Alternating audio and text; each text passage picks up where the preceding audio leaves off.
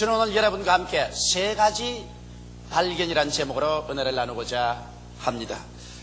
오늘날 새로운 발명과 발견은 홍수처럼 매일이 다르게 쏟아져 나오고 있습니다. 우리가 사는 세상은 하루가 다르게 이와 같은 발명과 발견으로 말미암아 생활이 변모되어 가고 있습니다. 그러나 이와 같은 발명과 발견은 모두 다 일시적이고 물질적이며 환경적인 변화 이외에 그 이상의 변화를 우리에게 가져올 수는 없습니다. 인간의 근본적인 문제는 이와 같은 물질적인 발명이나 발견으로 말미암아 조금도 변화도 되지 않고 그 문제의 해답도 제시해 줄 수가 없습니다. 그러나 오늘 제가 말씀해 드리려 하는 이 발견은 여러분과 나의 운명과 우리 존재의 바탕에 위대한 변화를 가져오는 역사를 유치할 수 있습니다. 그러므로 무엇이 이와 같이 크나큰 변화를 가져올 수 있는 동기가 될 수 있을까요? 첫째로 우리가 발견해야 될 것은 내 자아가 잃어버린 존재라는 것을 발견해야만 되는 것입니다. 오늘 이 세상에 사는 사람들은 자기가 어디서 와서 무엇 때문에 살며 어디로 가는지를 전혀 알지 못하고 무엇을 먹을까, 무엇을 입을까, 무엇을 마실까, 세상의 부귀, 영화, 공명에 취하여 있고 육신의 정욕과 안목의 정욕과 이 세상 사랑의 늪에 빠져 허우적이며 정신없이 살아가고 있는 것입니다. 어린아이가 좋은 옷을 입고 양손에 먹을 것을 잔뜩 쥐고 그리고 즐겁게 혼자서 조잘조잘하면서 숲을 속을 그늘에 들어가고 있었습니다. 자기도 모르는 사이에 너무 깊이 숲속에 들어갔었습니다. 이제 해가 져버리고 말았었습니다. 날이 추워집니다. 어린아이는 갑자기 자기가 갈 길을 잃어버리고 말았다는 것을 발견합니다. 그때 그 어린아이는 그가 입고 있는 옷이 아무리 이쁘더라도 그가 손에 음식을 잔뜩 들고 있을지라도 그런 것이 마음속에 조금도 위로를 주지 못하고 있습니다. 이 어린아이는 절망에 처하여 앉아서 통곡을 하며 울기 시작할 것입니다. 이와 같이 여러분 오늘 모든 인간들은 자아를 잃어버리고 있는 것입니다. 아무리 잘 입고 잘 살아도 어디에서 와서 왜 살며 어디로 가는지를 알지 못하고 삶의 방향을 잃어버린 사람은 방랑자에 불과한 것입니다. 자기가 방랑자요 잃어버린 자임에도 불구하고 자기 스스로가 잃어버린 자를 알지 못하고 있는 이것은 더 크나큰 슬픔이요 절망인 것입니다. 여러분 그러므로 실상 오늘날 모든 사람들은 절망의 숲속에서 버림을 받은 어린아이와 같이 버림받은 존재인 것입니다. 그들은 죄책의 숲속에서 버림을 받고 방랑하고 있습니다. 여러분 사람들의 앞에 갑자기 삶의 위기나 죽음이 다가오면 양심이 고개를 들기 시작하는 것입니다.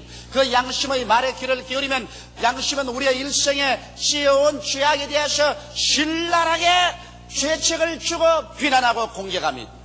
사람들은 그가 하나님이 있다고 믿든 없던 건 상관할 것 없습니다. 그러나 그들은 스스로의 양심을 영원히 짓눌러 버릴 수는 없습니다.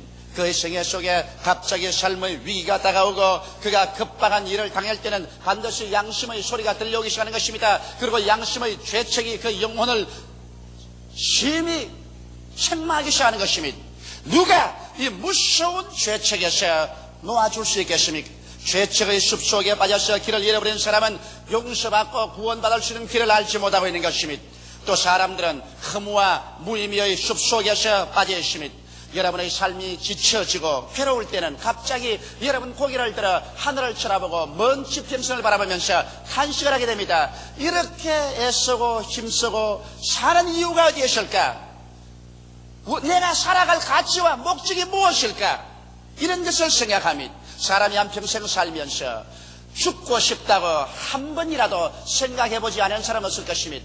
그럴 때는 갑자기 삶이 허기증이 나고 삶이 잿빛처럼 아무 취미도 없어지고 삶의 의미와 가치가 무엇인가 전혀 발견할 수 없는 이러한 상황 속에 떨어지게 되는 것입니다. 오늘날 삶이 지치고 괴로울 때 사람들이 느끼는 허무와 무의미, 이것은 모든 사람들이 가슴 속에 앓고 있는 병인 것입니다. 또 나아가서 사람들은 누구를 불구하고 다 죽어야 되는 것입니다. 죽음의 공포, 모든 것이 일체 물어 돌아간다는 공포는 모든 사람들 가슴 속에 서린 원한인 것입니다. 우리의 환경 속에서 우리의 나이 많은 부모님들이 세상을 떠갑니다. 혹은 우리의 친구들, 동료들이 한 사람, 두 사람 세상을 떠갑니다. 우리는 그들의 죽은 시체를 보고 그들의 장례차에 실려가는 모습을 보고 그들이 땅 속에 관이 내려지는 것을 보고 우리는 상상하지 아니할 수 없습니다. 나도 어느 때 저 관에 담겨서 저 장의차에 실려서 나도 저 흙 속에 파묻히고 말 것이다. 죽음의 공포, 무에 대한 절망, 이것은 사람들이 헤어나올 수 없는 절망적인 상황인 것입니다. 이러므로 오늘 세상 사람들은 자기를 잃어버리고 길 잃어버린 절망 상태에 살고 있는 것입니다. 그러나 이런 벌거벗은 상황에 있는 인간이 자기가 벌거벗지 않았다고 생각하는 것은 이것이 더 무서운 병인 것입니다. 아담과 하와가 하나님 앞에 범죄하고 난 다음에 하나님이 두려워서 그들은 나무 뒤에 숨었었습니다. 그들은 벌거벗은 자신을 발견하게 된 것입니다. 그들은 그 벌거벗은 수치를 면해보려고 무화과 나무 잎을 엮어서 앞치마를 해서 입었습니다만 입은 지 얼마 되지 않아요. 뜨거운 햇빛이 짱짱 쬐니까 그 나무 잎사귀는 모두 다 시들어버리고 쭈글쭈글 말라버리고 마는 것입니다. 그들이 아무리 벌거벗은 수치를 그 무화과 나무 잎으로 감추어보려고 해도 감추어지지가 않았었습니다. 이것이 오늘날 인간의 비극인 것입니다. 오늘날 인간들은 그 놀라운 발명이나 발견, 그 과학의 속도와 물질적인 환경의 부여의 무화과 나무 잎을 가지고 있는 것입니다.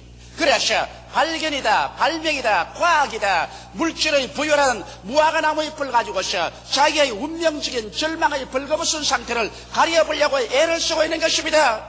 그래서 죄책을 가려보고 허무와 무의미를 가려보고 죽음과 무의 절망과 공포를 그 무화과 나무 잎으로 가려보려고 해도 오늘날 인간의 과학이나 발명이나 발견이나 물질의 부여가 죄책의 숲속에서 우리를 끌어내주지 못하고 허무와 무의미의 늪에서 끌어내주지 못하며 죽어가는 사람 조금 더 죽음에서 끌어내주지 못하고 물어 돌려버리고 마는 것입니다. 그래서 오늘 인간들은 그 발가벗은 그 실상을 신속히 깨달아 알아야 되는 것입니다. 자기가 이와 같이 벌거벗은 존재다, 잃어버린 존재다. 오늘날 인간이 지식이 아무리 발달하고 과학이 아무리 발달하고 우리 환경이 아무리 부욕해 되어도 이것은 한낱 무화과 나무 잎에 불과하다. 나는 절망적인 존재다. 이것을 발견하는 것은 위대한 발견이요 위대한 축복인 것입니다. 오늘날 사람들이 나는 부유하고 나는 부귀가 꽉 들어차서 부족한 것이 없다고 생각하는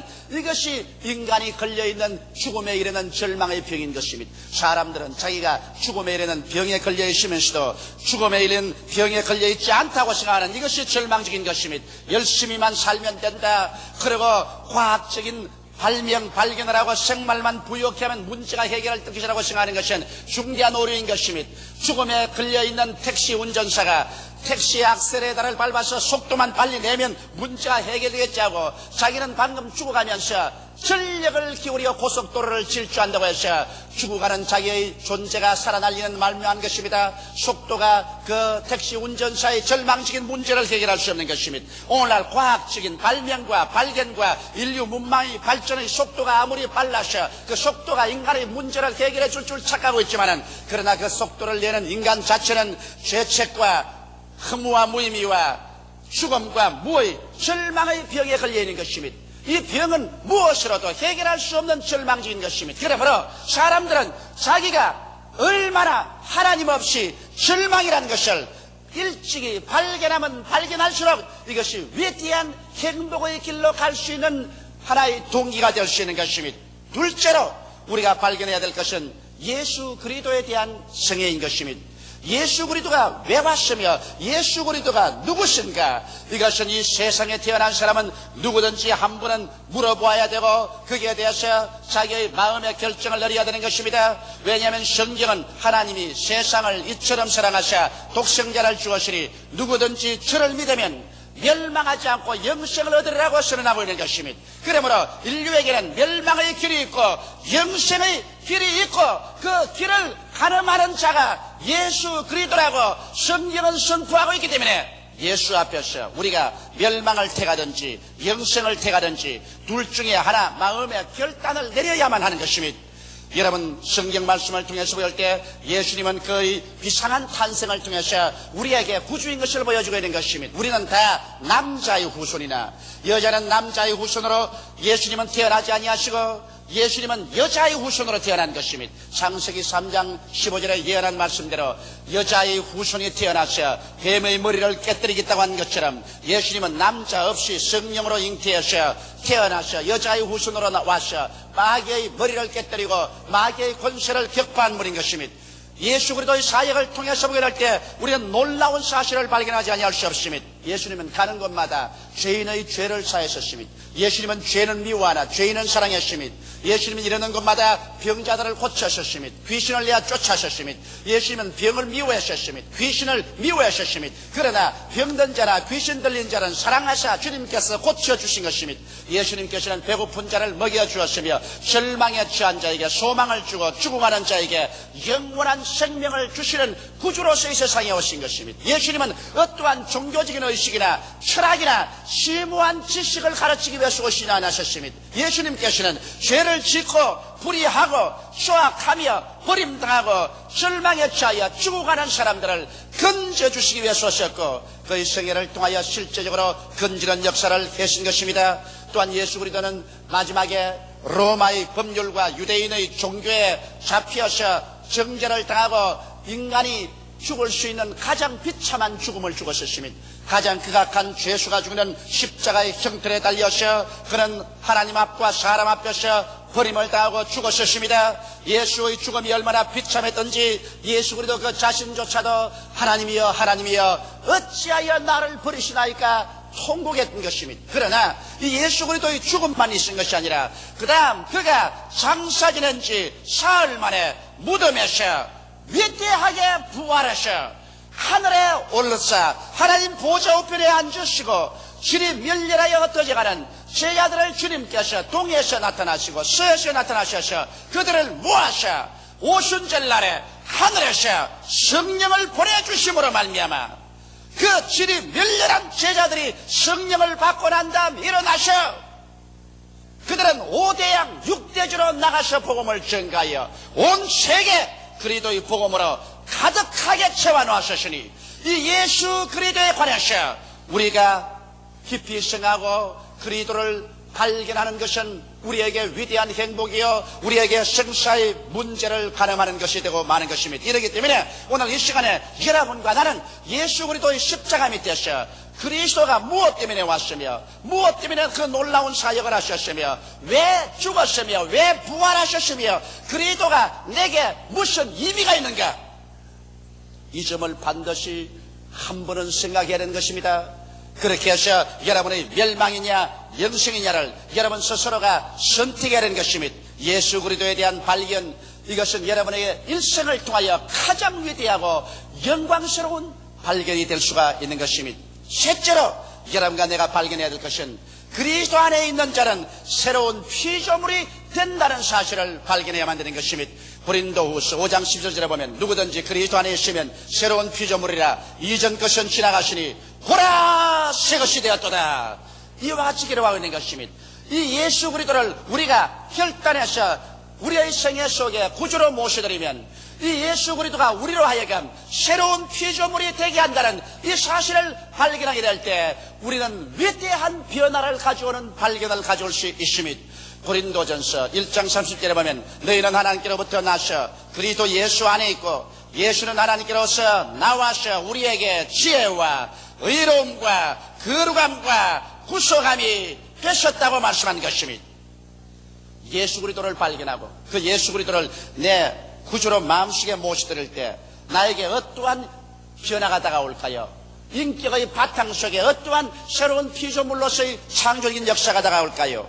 성경은 거기에 대해서 우리에게 밝히 말하고 있습니다. 예수님은 나의 지혜가 된다고 말하셨습니다. 예수를 내 구주로 모시기 전에는 나는 천지와 만물을 지으신 하나님을 알지 못하고 인본주의자가 되었어. 하나님도 계시지 않고 인간은 아메바였어. 다윈의 진화론 식으로 진화해서 인간이 되었으며 그 다음 유물주의자로서 죽고 나면 한 줌의 흙으로 사라지고 인간은 없어지고 만다고 생각한 무지 속에 사는 것입니다. 그러나 예수 그리스도를 내 구주로 모시자 예수께서 나의 지혜가 되셔서 하나님을 알게 되고 인생을 아는 지혜를 얻게 되는 것입니다. 예수를 구주로 모시자 말자 여러분은 즉시로 하나님께서 우리의 아버지가 되십니다. 여러분과 내가 어디에서 와서 왜 살며 어디로 가는지 이것을 밝히 알아서 인생의 좌표가 뚜렷하게 되는 지혜를 얻게 되는 것입니다. 이러므로 예수 그리스도는 여러분과 나에게 위대한 지혜가 되십니다.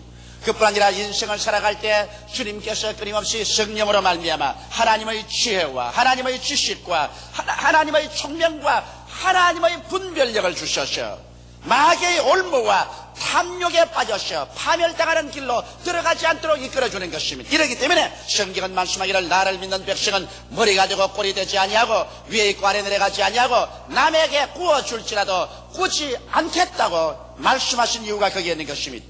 그 다음 예수님은 나의 의가 되시는 것입니다. 이 세상에 사는 사람 치고 스스로 의롭다함을 입을 육체가 없습니다. 하나님의 계명 앞에 서게 될 때 여러분과 나는 머리털보다 많은 죄를 가지고 있고 수많은 죄악을 지었다는 것을 알 수 있습니다. 과거를 부끄러워 돌아볼 수가 없고 현재를 내가 내려다볼 수 없습니다. 미래에 대한 아무런 자신과 보장을 할 수가 없습니다. 그러나 예수께서 오셔서 여러분과 나의 의가 되신 것입니다. 예수님은 여러분의 과거의 죄, 나의 현재의 죄, 여러분과 나의 미래의 죄를 한 몸에 짊어지시고 하나님 앞에서 죄악을 쏘가는 제물이 되어서 그런 죽으셨습니다. 십자가의 재단에서 죄 없는 자가 죄 있는 자를 대신해서 이로운 자가 불의한 자를 대신해서 몸이 찢기고 피를 흘리심으로 말미암아 영원한 제물이 되어서 유한한 인간의 모든 죄악을 모두 다 청산해버리고 마는 것입니다. 예수께서 내가 다 이루었다 외치실 때 헬라어로는 테텔레스타이라고 말한 것입니다. 그 테텔레스타이라는 의미는 내가 하나도 없이 다 청산하고 지불해버리고 말았다는 것입니다. 여러분과 나의 과거의 죄, 현재의 죄, 미래의 죄를 깡그리 남김없이 주님께서 다 지불해버리심으로 이젠 예수 그리스도를 모실 때 예수께서 나의 영원한 의로움이 되어주시는 것입니다. 의롭다는 것은 죄를 한 번도 안 지은 상태여 하나님 앞에 설 때 부끄럼 없이 설 수 있는 자격이요 마귀에게 참소를 당하지 않은 그러한 자격인 것입니다.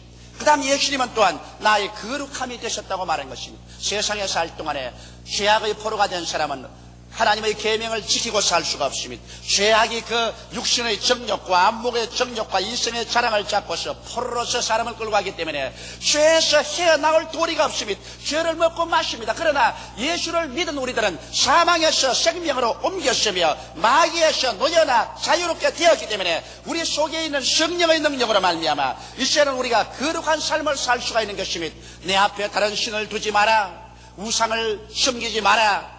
하나님의 이름을 망령되이 부르지 마라. 안식일을 거룩히 지키라. 부모를 공경하라. 살인하지 말라. 간음하지 말라. 도둑질하지 말라. 이웃을 거짓 증거하지 마라. 내 이웃을 탐하지 말라는 이와 같은 거룩한 하나님의 십계명을 우리는 쉽게 마음속에 받아들여서 이것을 지켜나갈 수 있는 힘이 우리 속에 주어지는 것입니다. 이러므로 예수님은 나의 거룩함이 되셔서 나사렛 예수 그리스도의 힘에 의지해서 우리들은 하나님과 우리 사이의 계명을 지키고 우리와 이웃 간의 인간의 윤리와 도덕적인 계명을 지켜서 우리의 삶이 거룩하게 살 수 있습니다. 거룩한 생각을 하고 거룩하게 말을 하고 거룩하게 일하고 거룩하게 활동함으로 말미암아 모든 사람들이 저 사람은 예수 믿는 사람이라고 지칭할 수 있는 증언자들이 될 수가 있는 것입니다. 예수께서만이 나의 거룩이 되는 것입니다. 예수 그리스도의 능력 없이 여러분과 나는 육신의 정욕이나 죄악의 포로에서 놓여날 수 없기 때문에 결코 거룩한 삶을 살아갈 수가 없는 것입니다.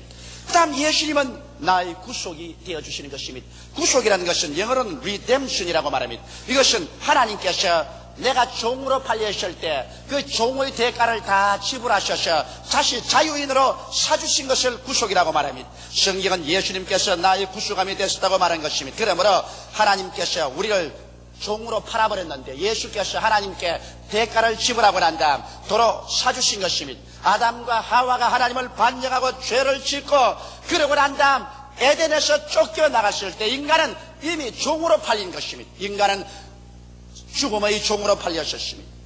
인간은 마귀의 종으로 팔렸었습니다. 인간은 질병의 종으로 팔렸었습니다. 인간은 저주의 종으로 팔렸었습니다. 인간은 영원한 멸망의 종으로 팔린 것입니다. 그러나 예수님께서 이제 나의 구속함이 되셔서 그리스도의 그 깨어진 몸과 흘리신 피가 속전이 되어서 십자가에서 흘러내린 것입니다.